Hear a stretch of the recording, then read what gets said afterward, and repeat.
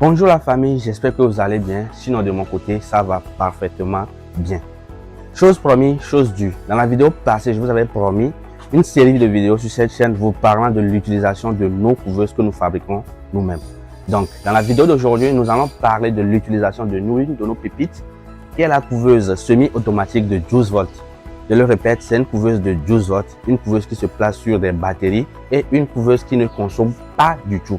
Donc, si tu es à la recherche d'une couveuse semi-automatique ou que tu as déjà une couveuse semi-automatique, tu veux maîtriser son utilisation, reste sur cette vidéo jusqu'à la fin pour ne rien rater. Et sans plus tarder, on se retrouve juste après le petit générique. Pour tous ceux qui sont nouveaux sur cette chaîne, je vais vous demander de faire 3 petites choses avant que l'on continue cette vidéo. Et ces 3 petites choses sont quoi? Tout d'abord, n'hésitez pas à vous abonner à la chaîne, likez la vidéo et mettez-nous un max de commentaires pour avoir vos avis. Et donc, comme promis, aujourd'hui, je vais vous présenter cette pépite. Donc, déjà ici, vous avez une couveuse semi-automatique de capacité 352 œufs que je vais ouvrir pour vous montrer l'intérieur. Ici, pour ouvrir la couveuse, on a un petit truc ici pour l'ouvrir. Et voilà la présentation de l'intérieur de notre couveuse. Ici, nous avons une couveuse semi-automatique, comme je l'avais dit avant, 352 œufs avec une éclosoire de capacité 250. Pour utiliser notre machine, on va tout d'abord faire la présentation des matériaux à l'intérieur avant de le brancher pour vous montrer concrètement ce qui se passe. Donc, quand vous prenez la machine en même temps, vous avez les alvéoles ici, comme d'habitude. Donc, vous allez placer vos œufs dans ces alvéoles avec la partie où il y a la poche d'air vers le haut. La poche d'air toujours vers le haut et la partie pointue qui se place dans les trous de l'alvéole. Donc, une fois que vous placez vos œufs dans les alvéoles ici, vous allez voir en bas ici, on a un bac. En bas ici, on a un bac que vous remplissez d'eau. Donc, à chaque fois, vous devez remplir ce bac avec de l'eau. Même si l'eau est finie, vous rajoutez de l'eau. Donc, le bac, lui, il est placé en bas ici. Il ne faudra jamais que l'eau manque dans ce bac. Donc, vous avez vos œufs ici. Si c'est par exemple les œufs de poule, vos œufs de poule vont passer 18 jours sur ces alvéoles blancs, ici. Et à la fin du 18e jour, vous ramassez ces œufs ici que vous mettez dans vos éclosoirs ici. Donc, les œufs vont passer les 3 derniers jours dans l'éclosoir avant de pouvoir vous donner des poussins. À part ça, nous aurons ici le système principal même des couveuses semi-automatiques. Parce que quand on dit couveuse semi-automatique, le retournement se fait par l'homme. Donc, vous ne serez pas obligé de prendre les œufs un à un pour les retourner. Non. On met un système ici. Donc, le minimum qu'on conseille, c'est 2 fois par jour. Donc, le matin, vous venez. Les alvéoles sont comme ça, il y a les œufs à l'intérieur. Donc, le système ici, vous le soulevez légèrement. Et vous allez voir que le retournement des œufs est fait.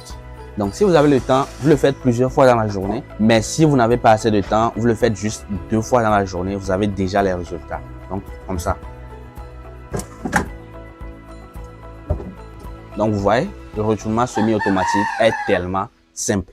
Maintenant, pour la couveuse-ci, comme je le disais depuis le début de cette vidéo, c'est une couveuse solaire. C'est une couveuse qui se place sur des batteries. Donc, par exemple ici, regardez la petite batterie que j'ai. Vous n'allez pas croire, mais cette petite batterie peut nous permettre d'allumer notre couveuse. Mais l'autonomie n'est juste pas bon. Donc, si vous voulez utiliser cette couveuse avec des batteries, il faudra avoir des batteries puissantes pour que la batterie tienne pendant la nuit. Donc, ici, on utilise cette batterie juste pour l'allumer.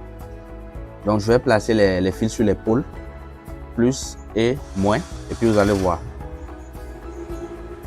Notre thermostat qui est allumé, la machine même qui est allumée.